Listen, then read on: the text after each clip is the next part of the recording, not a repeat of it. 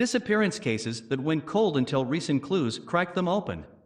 When authorities have investigated every angle and avenue of a missing persons case without finding answers, officials sometimes have to just call it quits on active searches. It would take too many resources to follow the cold trail. Tragically, that typically means the missing person is gone forever, but not always. Before we begin, make sure to smash that like button, subscribe to our channel, and click the notification bell for more amazing videos. Sometimes a long-lost clue, a miraculous coincidence, or a deathbed confession takes a flamethrower to a cold case and sends investigators back into the field. Each of these seemingly impossible cases was shelved for decades before new information changed everything. 2 Jane Does. On September 28, 1995, authorities in New Britain, Connecticut discovered the body of a teenage girl, Wright, shot in the back of the head behind a music store. A week later, the investigation into her death took a turn.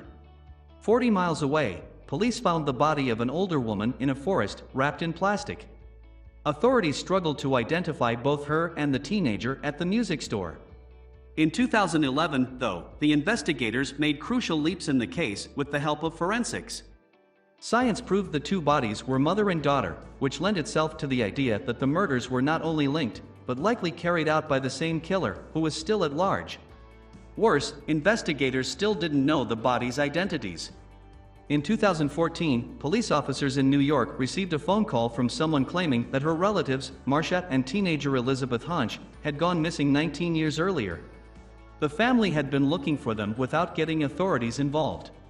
But now, the caller suspected Elizabeth's dad, Robert, might have been responsible for their disappearance.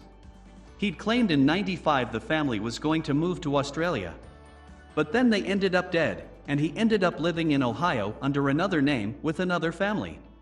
Sure enough, investigators found his palm prints on a plastic sheet that had been wrapped around Marcia's dead body. More evidence pushed authorities to arrest Robert Hunch for their murders in 2014. He was found guilty and sentenced to life without parole. Lady in the Barrel. In 1999, a man in Jericho, New York, discovered a rusted, 55-gallon metal drum in the crawl space of his new home. Opening it revealed something terrible and gut-wrenching.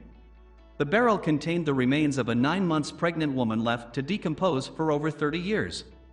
An address book and other possessions also in the barrel helped police identify her as Reina Marroquin, an immigrant from El Salvador who'd moved to New York in 1966 and was reported missing 3 years later. So investigators checked out the barrel.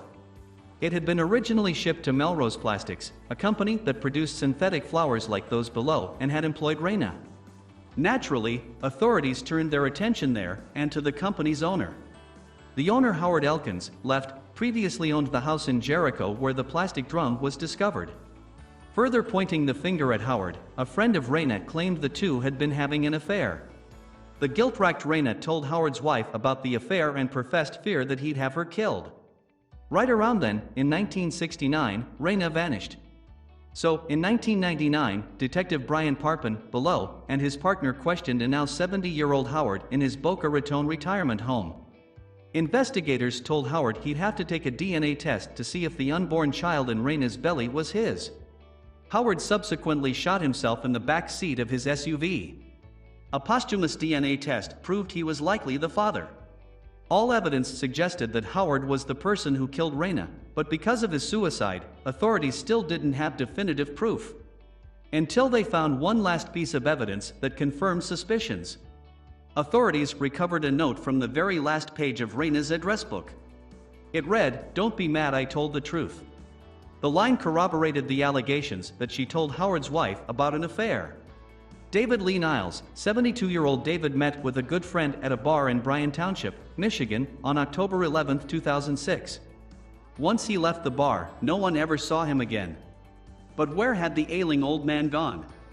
David's family assumed he'd taken his own life. After all, the man had been battling cancer and depression. They even published an obituary for him in 2011. But on November 11, 2015, a man, below, decorating a pine tree for Christmas, stumbled onto a more concrete answer. While putting the star on top of the tree, the man saw something disturbing at the bottom of a pond beside the pine tree. He notified police officers, who pulled out a submerged car with David's skeleton inside, but that wasn't the strangest part. The mystery behind David's disappearance and probable suicide should have been solved a lot sooner. You could see David's car in the lake on Google Maps. His ultimate fate wasn't too unlike this next once unsolved mystery. Cheryl Miller and Pamela Jackson. It was May of 1971 when South Dakota high school students, Pamela and Cheryl, made plans to celebrate the end of school at a nearby quarry. But they never showed up to the party. Naturally, classmates first assumed that the missing duo just changed their plans. But no one saw them or their 1960s Studebaker lark like the one below again. For 42 years, the duo's whereabouts were unknown, but then authorities received interesting evidence. A man turned over to authorities a recording of another man named David Lucan who had a criminal past, admitting he killed Pamela and Cheryl, and he was indicted for their murders in 2007. On September 23, 2013, however, new information turned up. A passerby spotted tires sticking out of a North Dakota creek, and investigators found a wrecked car with the remains of Pamela and Cheryl still inside. Furthermore, authorities determined David's confession was forged. So what happened? Autopsies and inspections of the vehicle indicated there had been no foul play involved in the deaths of Cheryl and Pamela. A damaged tire on their car, however, suggested the girls perished in a car accident. Recently, their families finally held funerals. Please share this with your friends and family.